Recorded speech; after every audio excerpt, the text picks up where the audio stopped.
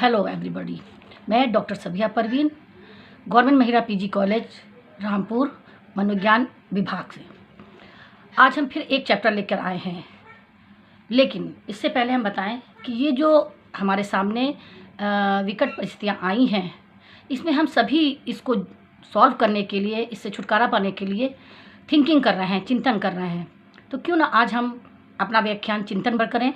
MA part 1 के cognitive psychology में चिंतन या थिंकिंग एक इम्पॉर्टेंट चैप्टर है।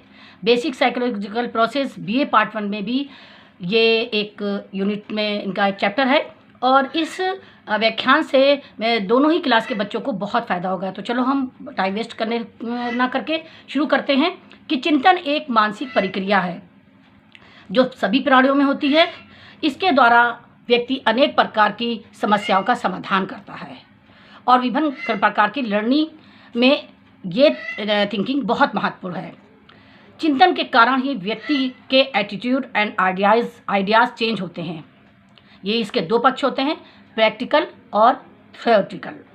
सबसे पहले व्यक्ति के माइंड में कोई प्रॉब्लम उत्पन्न होती है, उसके बाद अनेक प्रकार के विचार उत्पन्न होते हैं। उस प्रॉब्लम के सॉल्यूशन के लिए व्यक्ति लर्निंग की किसी भी मेथड को यूज़ कर सकता है। प्रॉब्लम सॉल्यूशन में व्यक्ति निष्क्रिय ना होकर सक्रिय होता है, लेकिन सॉल्यूशन प्राप्त होते ही इसकी सक्रियता या तनाव दूर हो जाता है या कम हो जाता है। हर चिंतन में कोई ना कोई दिशा अथवा लक्ष्य आवश्यक होता है, क्योंकि चिंतन में व्यक्ति क्रियाशील होता है। तो कुछ मनोवैज्ञानिक ने इसे आंतरिक भाषण भी कहा है। चिंतन में वस्तुओं, प्रतिमाओं तथा प्रतीकों का भी यूज़ होता है। कुछ मनोवैज्ञानिकों का कहना है कि बिना प्रतिमाओं के चिंतन संभव नहीं।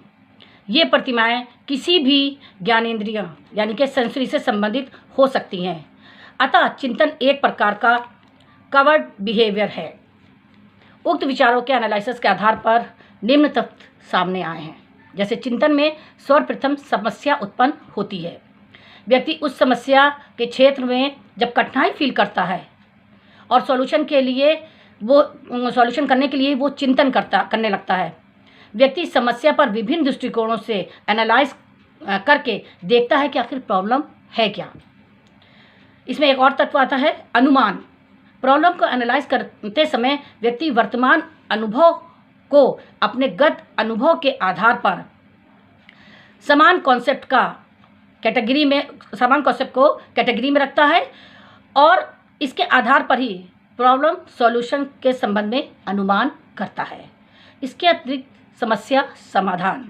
जब व्यक्ति पुराने अनुभव के आधार पर नए अनुभव के संबंध में अनुमान लगाने लगता है, तो उसके मस्तिष्क में प्रॉब्लम से संबंधित अनेक सॉल्यूशन प्रेजेंट होने लगते हैं, और चिंतनकर्ता उपयुक्त समाधान का चुनाव उनके गुण और दोष के आधार पर करता है। फिर आता है निर्णय। और जब चिंतनकर्ता के मस्तिष्क में प्रॉब्लम के संबंध में कई अनेक सॉल्यूशन उपस्थित हो जाते हैं, तो व्यक्ति अपने अनुभव और चिंतन के आधार पर ही समस्या के समाधान को सिलेक्ट करने में निर्णय लेता है। इसके अलावा समाधान की सार्थकता का परिणाम ढूंढना। व्यक्ति समस्या के लिए अनेक समाधानों में जिस उपयुक्त समाधान को चुनता है, चिंतनकर्ता उस समाधान की सार्थकता को चिंतन द्वारा ही प्रमाणित करने का या प्रयास करता है। हम लेते हैं एक डेफिनेशन। इंग्लिश 1988 में चिंतन के मुख्य 4 अर्थ हैं। पहला है कि चिंतन प्रक्रिया या कार्य जो मुक्तः प्रत्यक्षात्मक नहीं है, चिंतन हो सकता है। इसके माध्यम से व्यक्ति परिस्थिति या पदार्थ को पहलू को समझता है। दूसरा है समस्या समाधान ही चिंतन है। किसी समस्या में निहित समस्याओं को समझना अथवा उस पर विचार करना भी चिंतन हो सकता है। चौथा है चिंतन का अर्थ आंतरिक और मूकवाणी व्यवहार से भी लगाया जा सकता है। हम लेते हैं अब कैरेक्टरिस्टिक्स ऑफ थिंकिंग। चिंतन की कुछ विशेषताएं निम्न हैं। इसमें अनेक मानसिक प्रक्रियाएं सम्मिलित होती हैं। वास्तव में ये एक जटिल मानसिक प्रक्रिया है, जिसमें ज्ञानात्मक पक्ष सर्वाधिक विकसित प्रतीक होता है। चिंतन का प्रारंभ स्थूल से सूक्ष्म की दिशा में होता है। इसमें विश्लेषण और संरेखण यानी कि एनालिसिस और सिंथेसिस क्रियाओं का कार्य बहुत महत्वपूर्ण होता है। इसमें संप्रदायों और भाषाओं का भी बहुत अधिक इम्पॉर्टेंट है।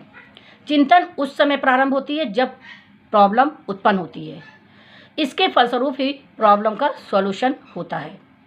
चिंतन में व्यक्ति क्रियाशील होता है। हम्फ्रे ने 1963 का विचार है कि चिंतन उद्देश्यपूर्ण होता है तथा अभिप्रेरणा से प्रभावित होता है। चिंतन में भाषा का विशेष महत्व है।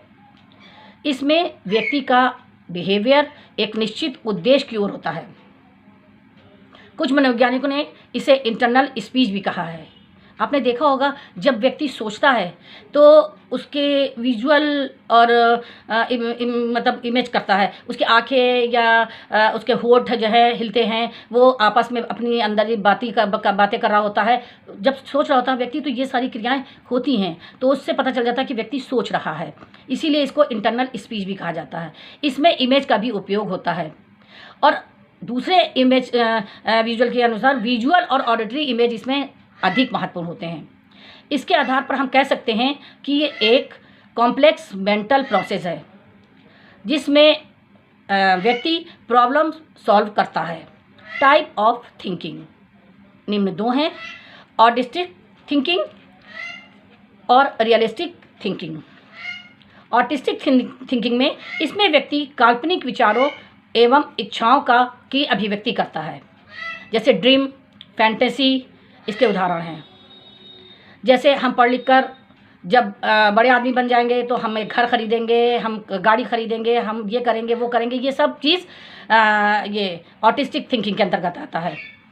इसमें दूसरा है जो रियलिस्टिक थिंकिंग, इसमें इसका संबंध वास्तविकता से होता है। जैसे फॉर एग्जांपल व्यक्ति गाड़ी चला रहा है और गाड़ी चलते चलते रुक जाती है तो व्यक्ति सोचने लगता है कि कहीं गाड़ी में तेल तो ख़त्म नहीं हो गया है या कोई ख़राबी तो नहीं हो गई है। जब इस प्रकार से सोचता है व्यक्ति तो ये रियलिस्टिक थिंकिंग कहलाई जाती है।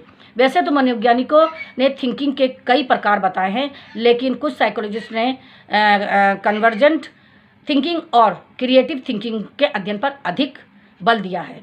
इसमें कोई संदेह नहीं कि भाषा द्वारा ही चिंतन प्रभावित अथवा निर्धारित होता है। धन्यवाद।